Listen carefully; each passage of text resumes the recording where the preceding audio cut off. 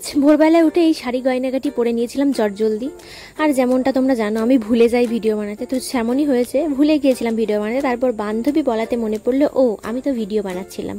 তো যাই হোক, কোথায় যাচ্ছি বলি, আজ যাচ্ছিলাম বড়মার কাছে পুজো দিতে।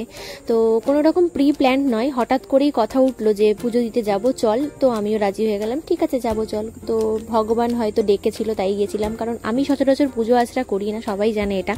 তো আমার বাড়িতে তো রীতিমতো সবাই অবাক হয়েছে। তো এই দেখো চলে এসেছি নৈহাটি, তার এই যে সামনে দেখছো যারা হেঁটে যাচ্ছে তারা কিন্তু মর্নিং ওয়াক করছে না, লাইন দেবে তাই আগে আগে দৌড়ে যাচ্ছে। আর এই যে পাশের সব দোকানদার বসে গেছে, এইখান থেকে যদি ডালা নেওয়া হয় তাহলে তো প্রথমত ঠকা, দ্বিতীয়ত কোনো কিছু থাকে না তার মধ্যে, সব ওয়েস্ট জিনিসপত্রই থাকে। তো তোমরা যারা এখানে পুজো দিতে আসবে তোমাদের নিজের মতো করে তোমরা ডালা সাজিয়ে নিয়ে আসতে পারো, কারণ এখান থেকে নেওয়া মানে পুরোটাই লস।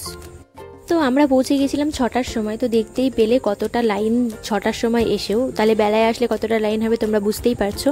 তো যাই হোক লাইনে দাঁড়িয়ে পড়েছি, আর আমার যেহেতু প্রচণ্ড গরম লাগে, এই যে আমার সাথের ফ্যানটাকে আমি নিয়ে এসেছি আর মাথায় একটু হাওয়া খেয়ে নিচ্ছিলাম, কারণ পুজো দেওয়ার আগে মাথা গরম হলে চলবে না একদমই।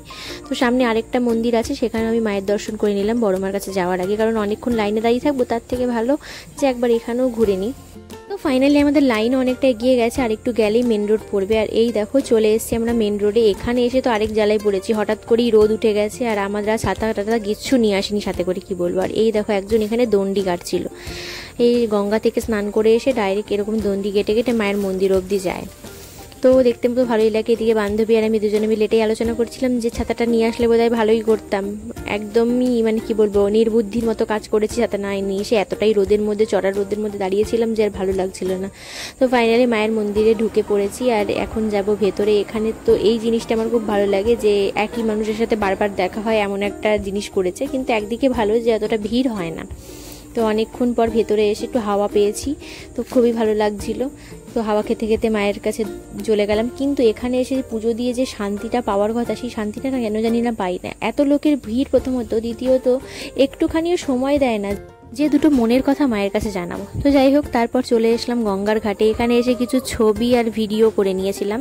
তো এখানে ছবি ভিডিও করার পরে আমরা চলে গেলাম সোজা স্টেশনে, কারণ আর এখানে বসে থাকলে তো পেটে ইঁদুর দৌড়াবে খানিকক্ষণ পরে। যে বৌদিও এখানে হাসাহাসি করছিল আমার ঢং দেখে। তো যাই হোক এখান থেকে সোজা চলে এসেছি স্টেশনে, এবার যাব বাড়ির উদ্দেশ্যে। আর বান্ধবী বলছিল বাড়ি চলে যাবে, কিন্তু আমি ওকে যেতে দেবো না, এটা আমি প্রথম থেকেই ঠিক করে রেখেছিলাম। তো আমি ওকে আজকে আমার বাড়ি নিয়ে যাব, কারণ ও সচরাচর আমার বাড়ি খুব একটা আসে না, কারণ ওর বাড়িতে দোকান আছে, ও আসতে পারে না, খুব ব্যস্ত থাকে, সারা জীবনই ব্যস্ত, কি বলবো আর। তো এই যে চলে এসেছি হালিশহর স্টেশনে। আর এতটা রোদ ছিল, ছাতাও ছিল না, তাই আমি আঁচলটাকেই খানিকটা ছাতা বানিয়ে নিয়েছিলাম। আর বান্ধবী আমার ভিডিও বানাচ্ছিল এখানে আমাকে না বলেই। আর পরে আমাকে ডাকছে যখন, তখন দেখলাম ফোন ধরে আছে। এদিকে পাশে একটা দিদি যাচ্ছিল, সে আবার অদ্ভুতভাবে তাকালো যে এটা কি পাগল হয়ে গেছে নাকি, এরকমই চিন্তা ভাবনা করছিল সে। তো আমরা এখন চলে এসেছি বাড়িতে। আমার কানের টিপ সব খুলে নিয়ে নিয়েছে, কি না বান্ধবী ছবি তুলবে, তো এই যে কানের টিপ সব খুলে নিয়ে আমি স্নান টান করে এসে শুয়েছি। আমার আমায় ছাড়া লুচি খাচ্ছে, আমায় ছাড়া। আমি বাঙালি, আমি লুচি খাই না, মানে খাই এখন ইচ্ছা করছে না, আমি ভাত খাবো। আমার বান্ধবী গেস্ট, তাই ওকে লুচি দেওয়া হয়েছে। তো এর পরের আর কোনো ক্লিপ নেই, কারণ আমি ভুলে যাওয়া ব্লগার। তো যাই হোক পার্কে চলে গিয়েছিলাম বান্ধবীর মানে রিকোয়েস্টে। পার্কে গিয়েই দেখো, সরি পার্কে এসে শাকচুন্নির সাথে দেখা হয়েছে। কেমন করে আসি অন্যদিন, আর আজকে আমরা দুজন কেমন লাগে তোকে তো বইতে বইতে বদবদ করে এখন বাড়ি যাচ্ছি। এই যে বান্ধবীকে আরে আমায় দেখা, আমায়।